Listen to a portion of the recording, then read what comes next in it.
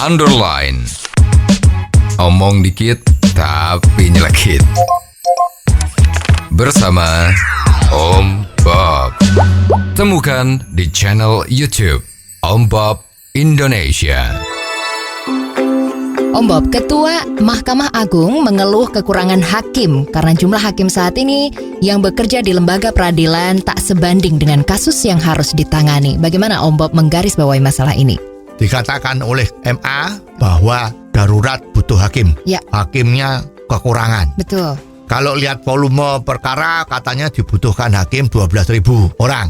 Yang sekarang 7.000. Jadi ada kekurangan 4.000-an. Betul. Lah ini kalau dari segi kacamata birokrat, ya ini memang kekurangan. Ya. Tapi kalau kita mau lihat dari segi kacamata entrepreneur, kan kita tahu ini negara kita kan juga penghasilannya jadi lagi susah. Betul. Kalau ngangkat 4.000 hakim itu berapa biayanya? Yeah. Gajinya bulanan, Yeah. ya kan setengah mati ya. Yeah. Jadi cobalah kita main pakai jiwa-jiwa seorang entrepreneur. Yang paling menonjol kalau entrepreneur itu kan efisiensi. Kalau bisa memakai satu orang, kenapa harus dua orang? Yeah. Lah kalau yang satu orang itu sudah sibuk, perlu dipikir sibuknya tuh seberapa banyak. Apalagi di Indonesia ini kerjanya Senin sampai Jumat, Sabtu libur. Yeah. Jumat kadang-kadang setengah hari ada yang begitu ya. Terus banyak disiplinnya itu kurang. Kalau harus masuk kantor jam 7 bisa datang jam 9. Atau kalau datangnya gasik, dia baca koran, isep-isep rokok, sarapan dulu baru kerja. Ya nanti sore pulang lebih awal dan sebagainya itu kan banyak lah ya. Ya tidak semua seperti itu bukan ya. Sekarang kalau pakai jiwa semangat entrepreneur, sekarang kita teliti. Hakim kita itu kalau melakukan sidang itu bagaimana? Pengalaman kalau sidang itu sering saksi tidak datang. Jadi terus ditunda lagi minggu depan. Ya, pengalaman lagi ada hakimnya sakit. Jadi ditunda lagi minggu depan. Itu kan banyak kejadian. Betul. Nah, sekarang perlu kita periksa.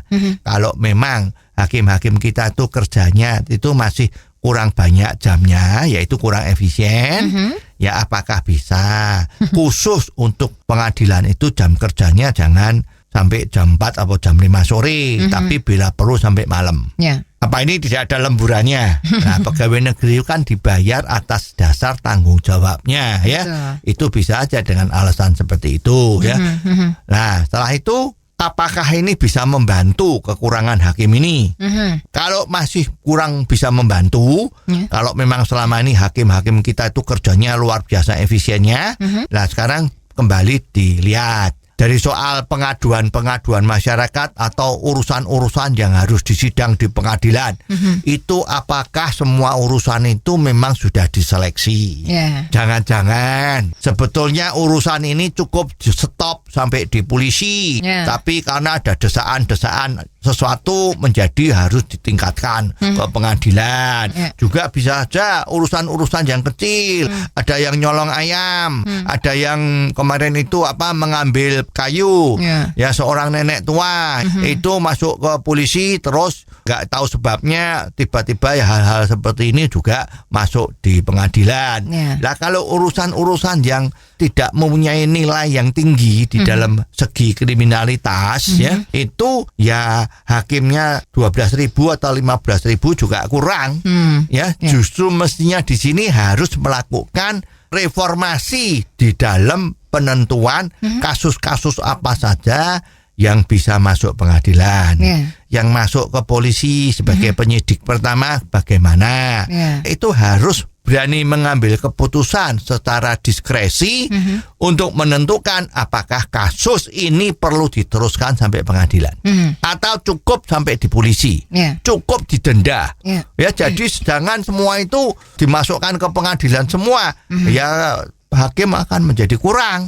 Ya jadi harus dipikirkan secara matang dengan konsultan tata negara. Banyak toh ahli-ahli tata negara kita yang muncul di televisi itu dimintakan pendapat. Jangan dimintakan pendapat oleh pegawai negeri.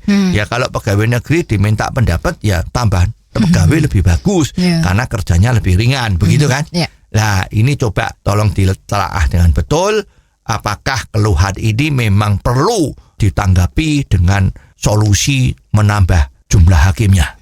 Jangan-jangan setelah dilakukan investigasi atau audit perkara malah kebanyakan hakim ya. Nah ini kan malah jadi lelucon nanti ya. Oh, jadi begitu ya Om Bob. Jelas deh sekarang. Terima kasih Om Bob untuk waktunya. Sampai ketemu lagi di waktu yang akan datang. Untuk kritik dan kasus yang perlu dikomentari Om Bob, silahkan kirimkan email Anda ke ombobindonesia@hotmail.com. ombobindonesia@hotmail.com. Underline. Omong dikit tapi nyelekit. Bersama Om